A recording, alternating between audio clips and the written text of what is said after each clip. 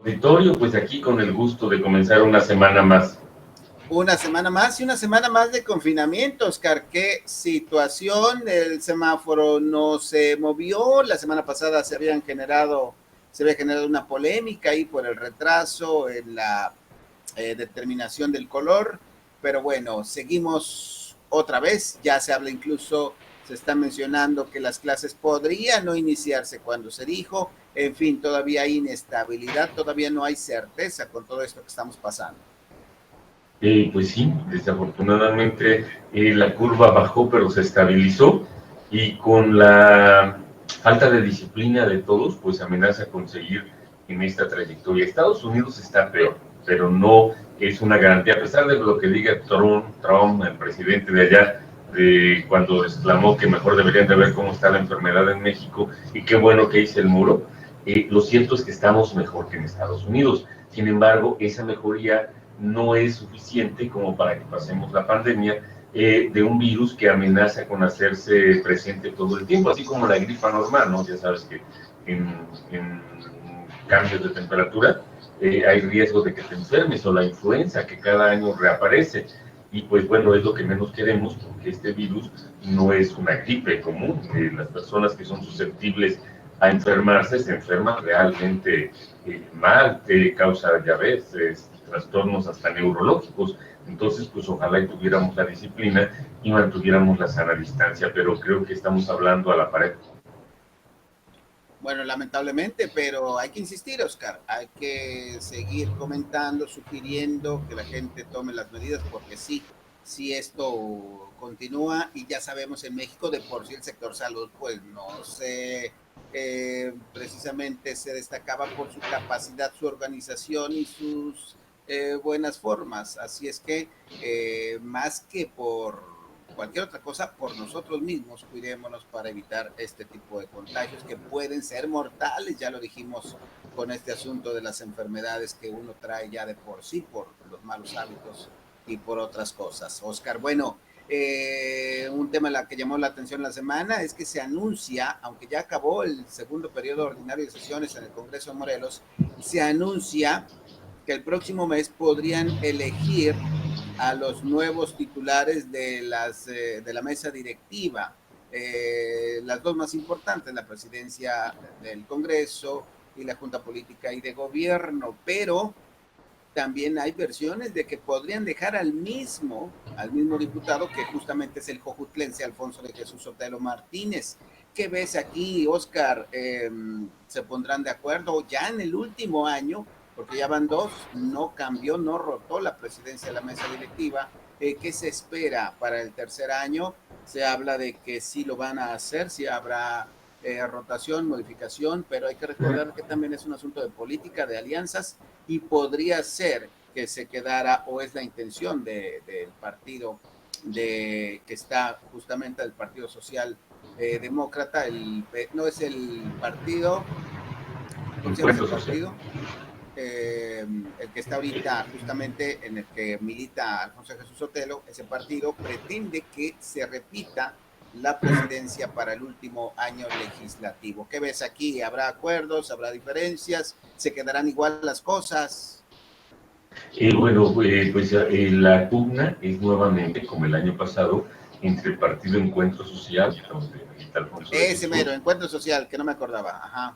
y el Partido Movimiento de Regeneración Nacional Morena, que fue el que realmente ganó la elección estatal, el que ganó, el que arrasó en todas las alcaldías, diputaciones y todo lo demás, pero como era una coalición, el Partido Encuentro Social extrañamente sigue pensando que ellos ganaron la elección. El caso está de que el año pasado, el primer año de este Congreso, de esta legislatura, tuvieron los partidos mayoritarios, que son el PES y Morena, tuvieron un descuido, la novatez de quienes lo representaban, hizo que Tania Valentina Rodríguez Ruiz lograra ocupar la presidencia de la Cámara de Diputados, mientras el Partido Encuentro Social, con Alfonso de Jesús Sotelo Martínez, encabezaba la presidencia. Pero el PT de Tania Valentina no se lo merecía, pero ya logró las alianzas, pues ya ves que ha sido 4 o 5 veces diputada local, hasta federal y todo lo demás. En el segundo año, esta cuestión se arregló y Morena y el PES decidieron repartirse las posiciones de poder, que son básicamente esas dos, pero Morena quedó en una posición que está subordinada a la primera. No, en teoría son pares, pero está subordinada. Entonces, ahora la lucha es entre Morena y el PES, pero ya antes, el año pasado, Morena quería una de esas posiciones, pero ahora ya no quiere una de esas posiciones, quiere la posición principal. Entonces sí va a ser un choque, pero no sabemos cómo estén las alianzas, porque tú sabes que periódicamente las lealtades en el Congreso que se compran, pues se modifican y no sabemos quién va a lograr los puntos suficientes. De que va a ocurrir, de hecho, al terminar el periodo ordinario de sesiones que concluyó el 15 de este mes, debería haberse nombrado ya a la próxima mesa directiva. Esos cargos ya estarían nombrados, pero no sé si se deje para un periodo ordinario o extraordinario para el mes de agosto, porque el 1 de septiembre ya deben de empezar los nuevos directivos. Y nuevos quiere decir, implica que a lo mejor repiten, ¿no? Ya ves que Alejandra Flores tiene el otro cargo, y ella está peleando, pero también otros de sus compañeros, por ocupar el cargo principal. Entonces, tristemente, los ciudadanos no sabemos qué va a ocurrir en el Congreso, porque el Congreso es extremadamente cerrado, no hay transparencia, no hay siquiera la intención de voltear a ver a los que representan, que somos nosotros los ciudadanos, mucho menos de dar a conocer, ya no digamos sus planes, sino incluso las iniciativas, las leyes que han aprobado, las reformas y todo lo demás, no se dan a conocer previamente, solamente 20 personas o a lo mejor menos son las que saben lo que al final se aprueba. Por ejemplo, la última es la ley de videovigilancia, que ha provocado el malestar de empresas de seguridad privada, de las cámaras empresariales, porque obliga a los negocios a que tengan cámaras a firmar un convenio con la Comisión Estatal de Seguridad y a entregarle, por ejemplo, la lista de todo su personal, los nombres, los datos de quienes laboren en ese tipo de empresas, que son muchas porque las cámaras ya son una necesidad. Y también, pues bueno, ahorita se está diciendo de que si hubiera un incidente, la Comisión Estatal de Seguridad tiene el derecho de llevarse las imágenes que hayan captado las cámaras de los comercios o de las casas que estén así, con cámaras hacia el exterior, hacia la vía pública, pero pues cuando tú tomas ese tipo de señales, no solamente va la cámara que te interesa, sino que van las cámaras interiores, por ejemplo, ahí va la privacidad. Y eso lo aprobaron los diputados, a pesar de que tuvieron tiempo para hacerlo público, lo aprobaron de noche, no hubo, literalmente de noche, no hubo consenso. Entonces, imagínate, si en algo tan trascendente para la vida pública no se sabe nada, ahora algo que creen ellos que solo implica al Poder Legislativo, pues menos van a decir para la hora de cómo se van a repartir los cargos importantes en el Poder Legislativo. Y es que aquí, Oscar, se conjugan varias cosas, muchas cosas. La primera es su último año y hasta el momento no han dado muestra esta legislatura de cumplir con lo que se dijo, que se iban a corregir muchas deficiencias, muchas cosas, que se iba a corregir la imagen del Congreso de Morelos. Ahora son 20 diputados, tienen el mismo presupuesto y la expectativa era muy alta, pero yo rescato lo que comentas de su noviciado, de su bisoñez, de ejercer el cargo en muchos de ellos por primera vez, y fue un primer año complicado, difícil. El segundo pues estuvo peor, y ahora en este tercero es un año además electoral, se van a buscar las alianzas, los consensos, los beneficios para el propio Congreso, porque seguramente muchos de los diputados van a buscar otra posición, y por lo tanto se ve complicado, se ve difícil que puedan llegar a algún acuerdo, algún consenso ya en el último año. Yo no sé si haya ocurrido a lo largo de la historia que un mismo partido, una misma persona haya presidido los 3 años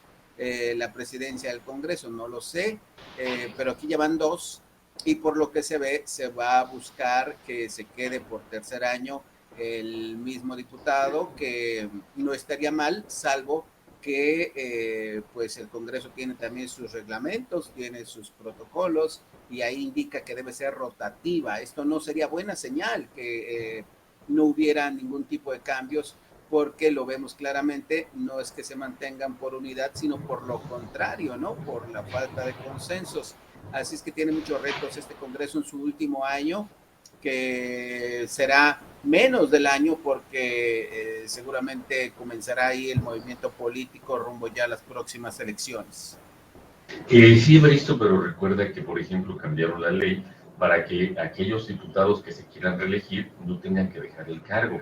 Entonces, eso va a hacer que, a mi juicio, todos van a querer reelegirse. Algunos quieren ser alcaldes de sus unidades, O pero diputados. probablemente por la ventaja de que si se quieren reelegir no tienen que renunciar, no tienen que pedir licencia ni nada, pues la mayoría, los 20, van a buscar reelegirse.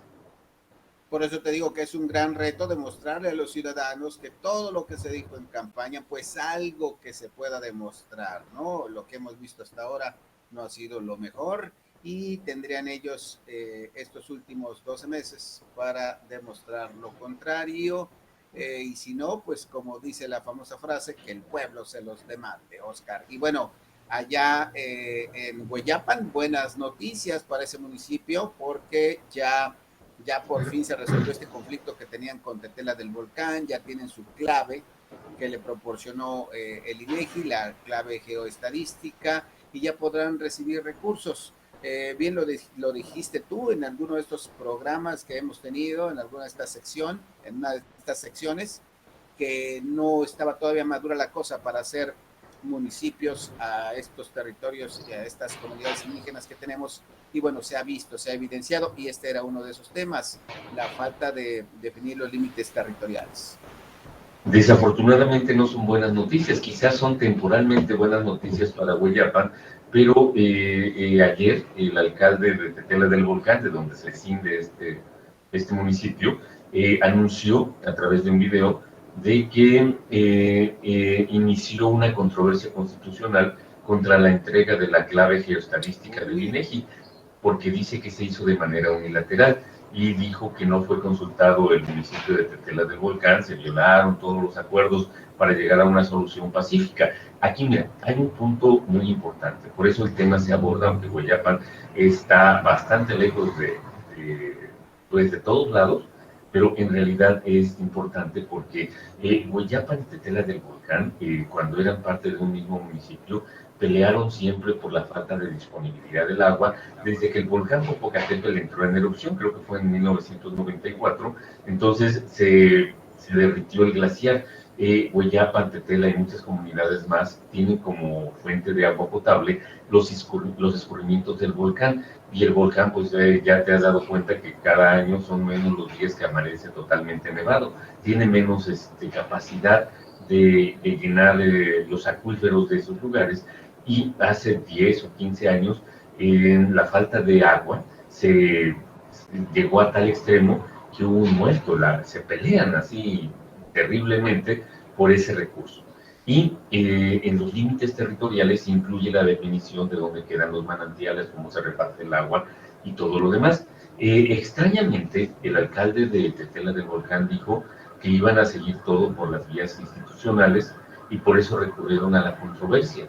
Pero dice que el trato que terminó con la entrega de la clave geoestadística violó el acuerdo de no tocar dos temas que eran intocables: la deuda pública y el reparto del agua. Entonces, estamos hablando de que potencialmente el riesgo de un enfrentamiento que se convierta en mortal está servido allí, porque la negociación fue nada más para sacar, para evitar que los vecinos de Hueyapan, el nuevo municipio, regresaran a Cuernavaca, cerraran el Congreso, tú sabes todo lo que hacen. Pero esa es una situación de arreglo temporal, pero el arreglo a largo plazo y el arreglo que garantice la paz y cero conflictividad no se logró, Evaristo. Solamente fue una cuestión para la foto. Pues eso que comentas sí es preocupante. Yo pensaba que se había arreglado las cosas, que Tetera del Volcán estaba de acuerdo, pero con esto que comentas, efectivamente, lo que señalas es oportuno y es puntual. Si hay una inconformidad y hay temas básicos en los que no se resolvió ahí la diferencia de un municipio y otro, pues sí, lamentablemente, si no hay operadores políticos, aquí es donde se debe ver justamente, Oscar, la mano del gobierno para tener a sus operadores ahí en ambos municipios resolviendo por la vía pacífica cualquier diferencia. Y otra situación que supimos también en los últimos días con otro municipio indígena, es este caso de Sosocotla, que también ahí no fueron tampoco buenas noticias. Resulta que ya le endilgaron ahí parte de la deuda que tenía el municipio de Puente de Ixtla, de donde se separó, de donde se cindió, y ahora deberá pagar el 16.5% de todos los pasivos que tiene Puente de Ixtla, que representa del orden de los 44 millones de pesos. Hoy la delegación de Sosocotla sufre por falta de recursos. Hace unos días nos enterábamos de que no hay dinero y la gente que ahí trabaja pues ya no va a trabajar o no quiere trabajar, está protestando, y encima por fin se resuelve esta parte legal, que Puente de Ixtla decía que si se fue Sosocotla, se dividió de Puente de Ixtla, bueno, que debería tocarle parte de la carga de laudos, de deuda financiera y demás, y parece que esto ya es una realidad. Y aparte está la otra realidad, Sosocotla, igual que Coatepeco, no tienen definidos sus límites y no tienen su clave geostadística, o sea, todavía no les pueden asignar un presupuesto de manera formal, le han estado dando partidas extraordinarias para medio mantenerse, pero también hay una cosa que es muy real, el decreto que sesionó a ese espacio de Puente de Ixtla ya contempla que se debe repartir la deuda. O sea, no es que Puente Ixtla haya pedido o que Sosocotla haya propuesto, sino que viene en el decreto. Es una cuestión legal, es una cuestión de observanza obligatoria.